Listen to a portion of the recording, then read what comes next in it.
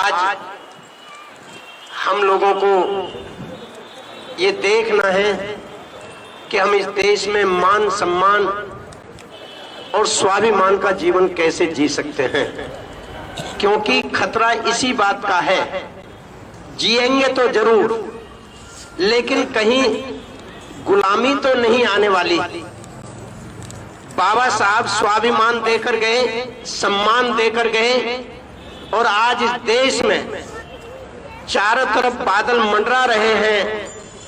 वे लोग जो लोग हजारों साल से पाखंडवाद, अंधविश्वास के बल पर हम लोगों को गुलाम बनाकर रखे थे, उन लोगों को बाबा साहब डॉक्टर अंबेडकर का ये रास्ता पसंद नहीं आ रहा है।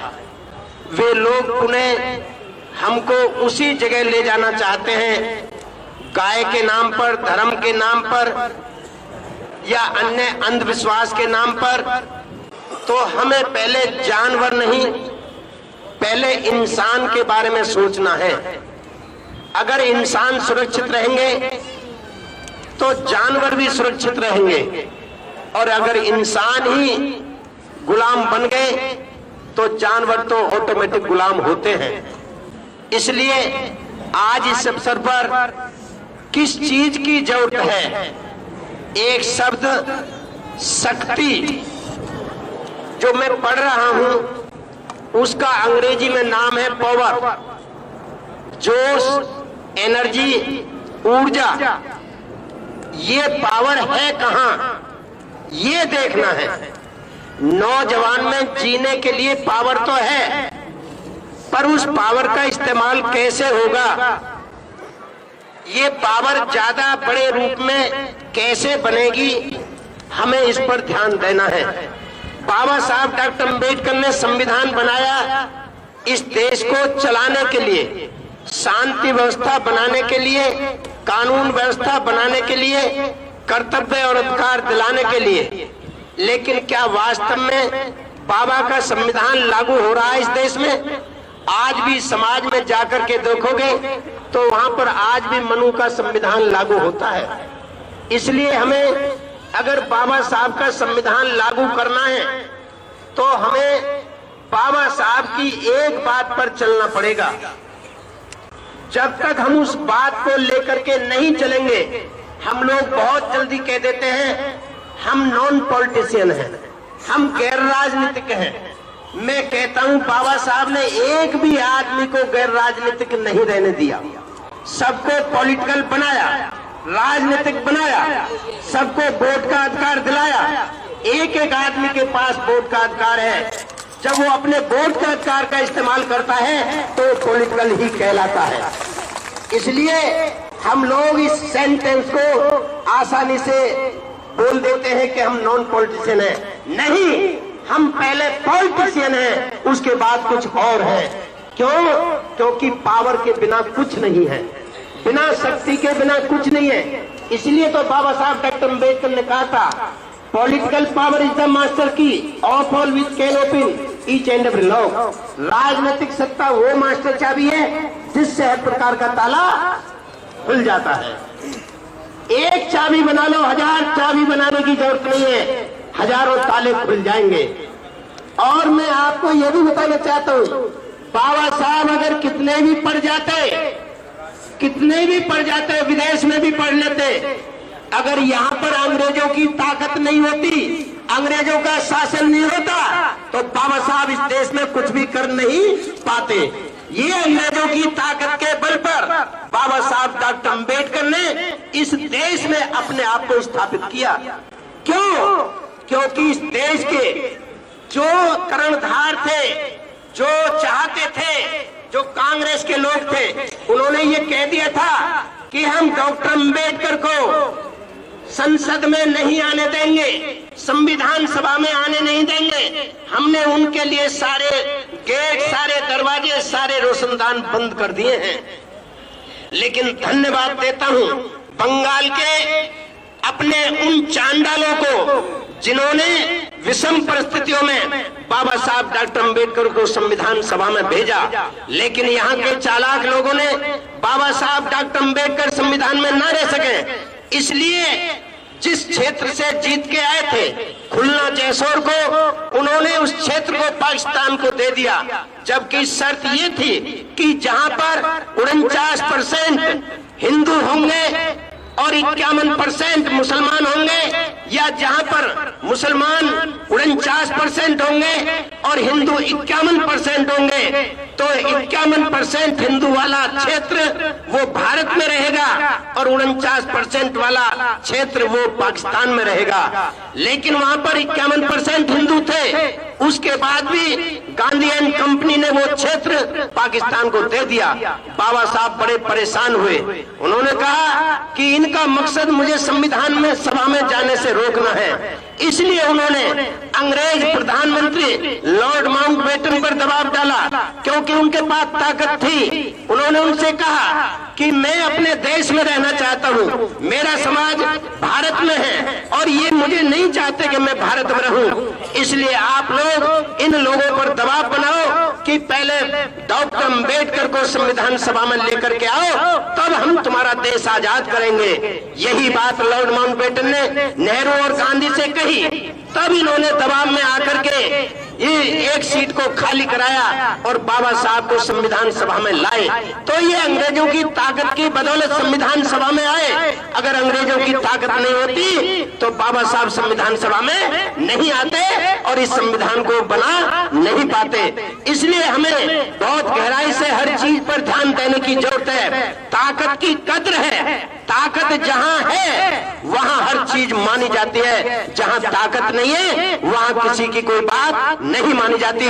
और आज ये इस देश के जो मुखिया बने बैठे हैं, वो धर्म के नाम पर, पाखंडवाद के नाम पर, अंधविश्वास के नाम पर हम इस देश के गरीबों को गुमराह और परेशान कर रहे हैं, पिटाई कर रहे हैं, लुटाई कर रहे हैं, हर तरह से परेशान कर रहे हैं। क्यों? क्योंकि ताकत उनके पास है, और जब तक राजनीतिक ताकत उनके पास रहेगी हम लोग कुछ भी उनका बिगाड़ नहीं पाएंगे। इसलिए अगर आप चाहते हो कि हमारे पास ताकत आए तो एक ही रास्ता है, और वो इस देश के अंदर है अकेली बहन कुमारी मायावती जी, जो बहुजन समाज पार्टी को इस समय पूरी ताकत के साथ लेकर के चल रही है। आप सब लोगों को एकजुट होकर के बहन कुमारी मायावती जी का साथ देना पड़ेगा। वैसे पूरे देश में मैं चारों तरफ देख रहा हूँ, आज हलचल है, आज हमारा नौजवान तबका पूरा बहन जी के साथ दे रहा है। तो अगर संविधान को सुरक्षित रखना चाहते हो, अगर संविधान को इस देश में लागू करना चाहते हो, अगर संविधान को जानना चाहते हो, तो आप लोगों को पहले राजनीतिक ताकत को जानना पड़ेगा, इस पॉलिटिकल पावर को अपने हाथ में लेना पड़ेगा, तभी आप लोगों का भला होगा। वरना तो ये अंधविश्वास में आप लोगों को जकड़े रहेंगे। और इधर हमारी बहन बेटियां बैठी हुई हैं, इनके लिए मैं अक्सर एक कहानी सुनाया करता हूँ, आज यहाँ पर भी मैं उस कहानी को सुनाना चाहता हूँ। वैसे तो आप लोगों ने YouTube पर उस कहानी को करोड़ों लोगों ने सुना है, फिर भी मैं दोबारा से उसे दोहराना चाहता हूँ, क्योंकि जरूरत है। बाबा साहब ने 22 प्रतिज्ञाएं हमको दी थी। 14 अक्टूबर 1956 को नागपुर में जब उन्होंने बौद्ध धर्म ग्रहण किया था, उस दिन ये 22 प्रतिज्ञाएं दी थी। लेकिन क्या वास्तव में अम्बेडकरवादी उन 22 प्रतिज्ञाओं पर अमल करते हैं? जब तक उनके घर में 12 हाथ वाली या खड़ाऊ वाली या तलवार वाली या उनके तस्वीरें दिखाई देती रहेंगी, समझो वो अम्बेडकरवादी नहीं है, वे लोग मनुवाद के पोषक हैं। इसलिए आज मैं इस कहानी के माध्यम से फिर आपको सचेत करना चाहता हूँ। एक गांव में शादी होकर आई थी, बहू की सास बोली कि चल बेटा तुझे देवी के दर्शन करा लो, मंदिर में चलते हैं। बहू ने कहा चलो माँ जी। पूजा पाठ का सामान हाथ में लिया, आगे आगे सास और पीछे पीछे बहू चल दी। जब मंदिर के हाथे में पहुंची तो सामने 2 शेर खड़े थे। शेरों को देखकर डर गई, बहू डर गई। बहू ने कहा माँ जी ठहरो, देखो सामने शेर खड़े, हमें खा जाएंगे, घर वापस चलते हैं। सास बोली बहू तो सीधी आ गई, मेरे तो घर का नाश हो गया। उसने कहा बेटा ये तो पत्थर के शेर है, ये खा नहीं सकते। बहू ने कहा माँ जी नहीं खा सकते तो चलो। जब मंदिर के द्वार पर पहुंची तो वहां पर एक गाय के दूध को उसका बछड़ा पी रहा था। बहू ने कहा माँ जी ठहरो, देखो यहाँ पर कोई आदमी नहीं है और इस गाय के दूध को इसका बछड़ा पिया जाता है। मैं घर से बाल्टी लेकर आती हूँ और इसका दूध निकाल के घर ले चलेंगे। सास ने मारा सिर में हाथ, बोली बहू तो पागल आ गई, मेरे तो घर का सत्यानाश हो गया। अरे तू अंधी है, दिखाई नहीं दे रहा? ये पत्थर की गाय है, पत्थर का बछड़ा है, न ये दूध दे सकते न दूध पी सकता है। बहू ने कहा माँ जी नहीं पी सकता, चलो। जब मंदिर के अंदर पहुंची तो सास बोली बेटा मांग ले, देवी जी बैठी है। बहू ने चारों तरफ घूम फिर के देखा, माँ जी कहाँ पे? अरे ये ना बैठी। माँ जी मुझे तो ऐसा लगता है जैसे ये पत्थर की हो। हाँ पूरी महिलाएं इसी से मांगती हैं, तू भी मांग ले। बहू ने कहा माँ जी मांगने से पहले मेरी बात सुनो, जब पत्थर के शेर हमें खा नहीं सकते, पत्थर की गाय दूध दे नहीं सकती, पत्थर का बछड़ा दूध पी नहीं सकता, तो पत्थर की देवी भी मुझे कुछ देने वाली नहीं है। मेरी देवी तो तुम हो, साक्षात जिंदा देवी हो। मैं तुम्हारी सेवा करूंगी तो बदले में मुझे प्यार और सम्मान मिलेगा। लेकिन आज उल्टा हो रहा है, जो घर में असली देवी बैठी है, माँ बहन बहू बेटी के रूप में, उस पे तो हमारा डंडा चलता है, गाली देते हैं, अपमानित करते हैं, अत्याचार करते हैं और शादी में दहेज की डिमांड करते हैं। और अगर ना मिले तो बहू को आग में जला करके मार देते हैं। असली जिंदा देवी पे अत्याचार और पत्थर की नकली देवी 12 हाथ वाली पर लड्डू, तुम्हारा कभी भला होने वाला नहीं है। और एक देवी और मैं बता रहा हूँ आपको, अगर इस देश के अंदर शक्तिशाली कोई देवी है तो बहन कुमारी मायावती जी है, जिसके मारे आज मोदी को डर राहुल से नहीं है, राहुल को डर मोदी से नहीं है, सोनिया को डर मोदी से नहीं है, मोदी को डर सोनिया से नहीं है। अगर मोदी और राहुल को डर है तो बहन कुमारी मायावती से डर है।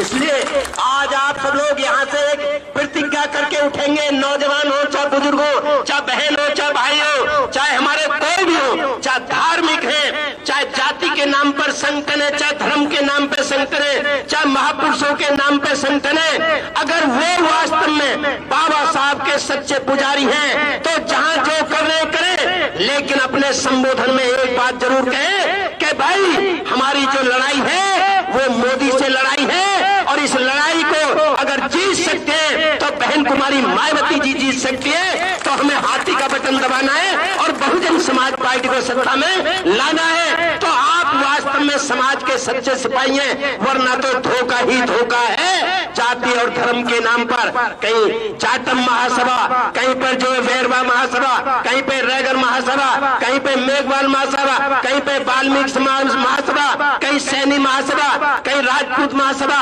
ये सभा जितनी बन रही है, अगर ये राजनीति में इस्तेमाल होती है दूसरों के हाथों तो फिर इस समाज का कोई भला होने वाला नहीं है। इसलिए आप सब लोग जो सुन रहे हैं कह दो, हमें कोई ऐतराज नहीं है, बनाना चाहो बनाओ, लेकिन एक सेंटेंस जरूर बोलिए, क्या कि बहुजन समाज पार्टी के साथ हैं और हाथी का बटन दबाएंगे और देश पर अपना राज कायम करेंगे। धन्यवाद। जय भीम, जय भारत। अगर आप चाहते हैं गरीब हर वंचित इंसान की आवाज आप तक पहुंचे तो हमारे चैनल को सब्सक्राइब करें और बेल आइकन का बटन दबाना ना भूलें। देखते रहिए बहुजन न्यूज।